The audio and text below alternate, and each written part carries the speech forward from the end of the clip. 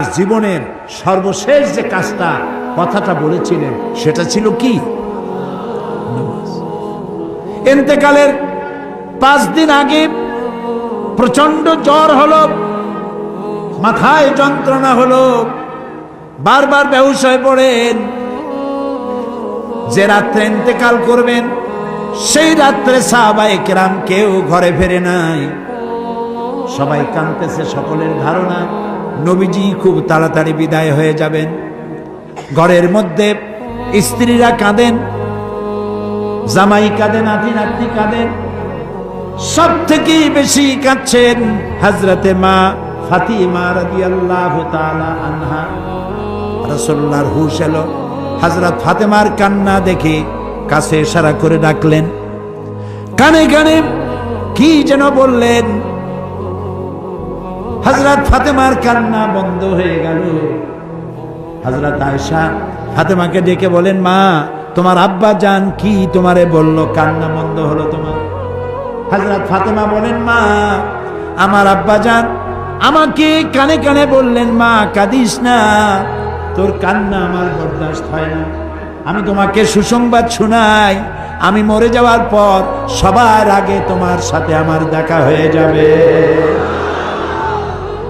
হযরত ফাতেমা বুঝতে পেরেছেন এর অর্থ হলো রাসূলের ইন্তেকালের পরে আত্মীয় স্বজনের ভিতরে সর্বপ্রথম ফাতেমার ইন্তেকাল হবে। হয়েছিল তাই। রাসূলুল্লাহ বেহুশ হয়ে পড়লেন, আবার হুশ হলো, আবার বেহুশ হলেন। হজরের পরে হযরতে জিবরাইল এসে বলছেন, আসসালামু আলাইকা ইয়া রাসূলুল্লাহ, হে আল্লাহর রাসূল, আল্লাহ আপনাকে সালাম বলেছেন আর তিনি জানতে চেয়েছেন আপনি কেমন আছেন। তিনি জানেন আপনি কেমন আছেন, তারপরেও তিনি জানতে চেয়েছেন আপনার মুখে আপনি কেমন আছেন। নবীজি বললেন, আমি বড়ই কষ্টের ভিতরে আছি, অসুস্থ আছি। হযরতে জিবরাইল বলছেন, ইয়া রাসূলুল্লাহ, একজন নতুন ফেরেশতা এসেছে আজ আমার সাথে, যে ফেরেশতা কোন মানুষের কাছে আসার জন্য অনুমতি কোনোদিন চায় নাই আর কোনোদিন চাবেও না, শুধু আপনার অনুমতি চায় আপনার কাছে আসার জন্য। সে ফেরেশতার নাম মালাকুল মউত। হযরতে মালাকুল মউত রাসূলের অনুমতি নিয়ে রাসূলের জাসাদ মোবারকের কাছে এসে সালাম পেশ করলেন। বললেন, ইয়া রাসূলুল্লাহ, আদম আলাইহিস সালাম থেকে নিয়ে শুরু করে এই পর্যন্ত আমি যত মানুষের জান কবজ করেছি আর কিয়ামত পর্যন্ত যত মানুষের জান কবজ করব, কারো কাছে অনুমতি চাই নাই, অনুমতি চাওয়াও আমার লাগবে না। কিন্তু আজকে আসার সময় আল্লাহ রাব্বুল আলামিন আমাকে বলেছেন আমি যেন আপনার অনুমতি চাই। রাসূলুল্লাহ বললেন, মালাকুল মউত, আমি যদি তোমাকে অনুমতি না দেই? হযরতে মালাকুল মউত বলেন, ইয়া রাসূলুল্লাহ, আল্লাহ তাআলা বলেছেন অনুমতি যদি না পাও ফিরে এসো। আল্লাহু আকবার, আল্লাহু আকবার। হযরতে জিবরাইল বলেন, ইয়া রাসূলুল্লাহ, আল্লাহ রাব্বুল আলামিন আপনার সঙ্গে দিদারের ইন্তজার করতেছেন। নবী বললেন, মালাকুল মউত, তুমি তোমার কাজ শুরু করতে পারো। মালাকুল মউত যখন জান কবজ করতে যাবে, রাসূলুল্লাহ বললেন, আয়েশা একটু কাছে আসো। ওই যে সোনা ছিল কয়েক টুকরা, সোনাগুলোর খবর কি? 6 টুকরা, ছোট্ট ছোট্ট 6টা টুকরা সোনা ছিল, সোনাগুলো কই? হযরত আয়েশা বলেন, আমি তার যত্ন করে রেখেছি। নবীজি বলছেন, এক্ষুনি স্বর্ণ টুকরাগুলি সদকা করে দাও। আমি মুহাম্মদ সাল্লাল্লাহু আলাইহি সাল্লাম আল্লাহর দরবারে এই অবস্থায় উপনীত হতে চাই না যে মুহাম্মদের ঘরের ভিতরে সোনা আছে।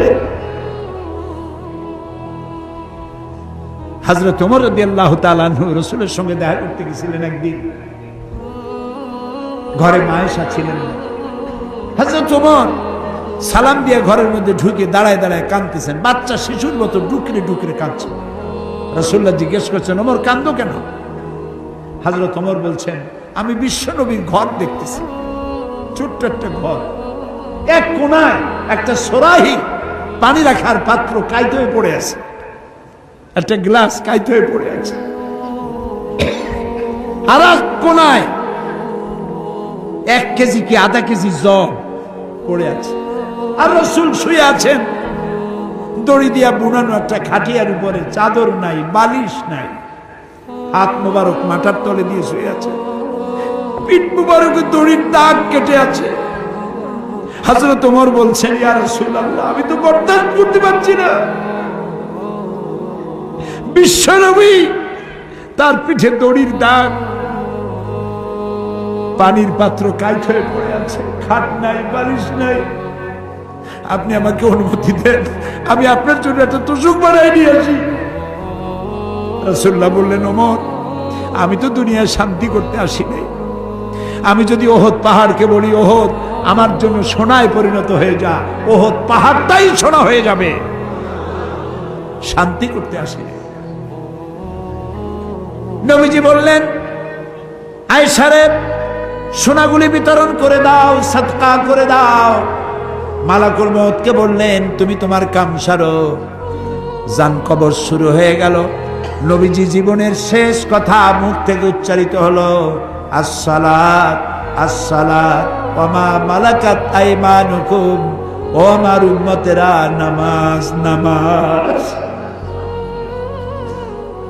ইন্তেকালের সময় মেয়ের কথা বললেন না, নাতির কথা বললেন না, জামাইয়ের কথা বললেন না, উম্মতকে স্মরণ করালেন, ও আমার উম্মতেরা, নামাজ ছেড়ে দিও না, আর তোমার অধীনস্থ ব্যক্তিদেরকে জ্বালা যন্ত্রণা দিও না, চাকর বাকরের জ্বালা যন্ত্রণা দিও না, গরিব মানুষের দিকে লক্ষ্য রেখো।